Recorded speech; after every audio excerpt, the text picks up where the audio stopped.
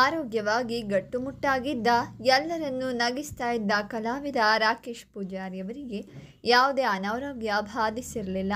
ಮಾಹಿತಿಗಳ ಪ್ರಕಾರ ಅವರು ಸಾಯುವ ಹಿಂದಿನ ದಿನ ಊರಲ್ಲಿ ನಡೆದಿದ್ದ ಮದುವೆಯ ಮೆಹಂದಿ ಕಾರ್ಯಕ್ರಮವೊಂದರಲ್ಲಿ ಭಾಗಿಯಾಗಿದ್ದರು.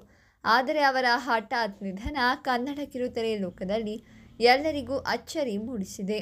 ಉಡುಪಿ ಮೂಲದವರಾದ ರಾಕೇಶ್ ಪೂಜಾರಿ ತುಳು ಮತ್ತು ಕನ್ನಡ ಸಿನಿಮಾಗಳಲ್ಲಿ ನಟಿಸಿದ್ದಾರೆ. ಇಷ್ಟೇ ಅಲ್ಲದೆ ಜೀ ಕನ್ನಡದ ಹಿಟ್ಲರ್ ಕಲ್ಯಾಣ ಧಾರಾವಾಹಿಯಲ್ಲೂ ನಟಿಸಿದರು. ತಮ್ಮ ಹಾಸ್ಯದಿಂದಲೇ ಕನ್ನಡಿಗರ ಮನದಲ್ಲಿ ಸ್ಥಾನ ಪಡೆದಿದ್ದ ರಾಕೇಶ್ ಅವರಿಗೆ ತಮ್ಮ ತಂಗಿಯ ಮದುವೆ ದೊಡ್ಡ ಕನಸಾಗಿತ್ತು. ಈ ಕನಸನ್ನು ನನಸು ಮಾಡುವ ನಿಟ್ಟಿನಲ್ಲಿ ಕನ್ನಡದ ನಟ ದುನಿಯಾ ವಿಜಯ್ ಯೋಚನೆ ಮಾಡುತ್ತಿದ್ದಾರೆ.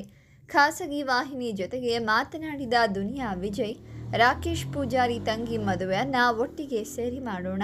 ನನ್ನನ್ನು ಮದುವೆಗೆ ಕರೆಯಿರಿ, ನಾನು ಬರುತ್ತೇನೆ. ನನ್ನ ಕೈಯಲ್ಲಿ ಆದ ಸಹಾಯ ಖಂಡಿತ ಮಾಡ್ತೀನಿ ಅಂತ ಹೇಳಿದ್ದಾರೆ.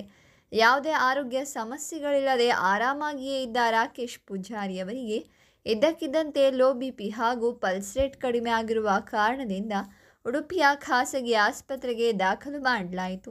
ಆದರೆ ಅದಾಗಲೇ ಅವರು ನಮ್ಮನ್ನೆಲ್ಲ ಅಗಲಿದ್ದರು. ಈ ಕಲಾವಿದನ ನಿಧನದ ಸುದ್ದಿಯಿಂದ ಇಡೀ ಕನ್ನಡ ಚಿತ್ರರಂಗ ಶಾಕ್ ಆಗಿದೆ. ಇಷ್ಟು ಚಿಕ್ಕ ವಯಸ್ಸಿನಲ್ಲಿ ಸಾಧನೆಯ ಶಿಖರ ಏರಬೇಕೆಂದುಕೊಂಡಿದ್ದ ಜೀವವೊಂದು ಪಂಚಭೂತಗಳಲ್ಲಿ ಲೀನವಾಗಿದ್ದು, ಆಪ್ತರಷ್ಟೇ ಅಲ್ಲದೆ ಅನೇಕರು ಕಣ್ಣೀರು ಸುರಿಸಿದ್ದಾರೆ.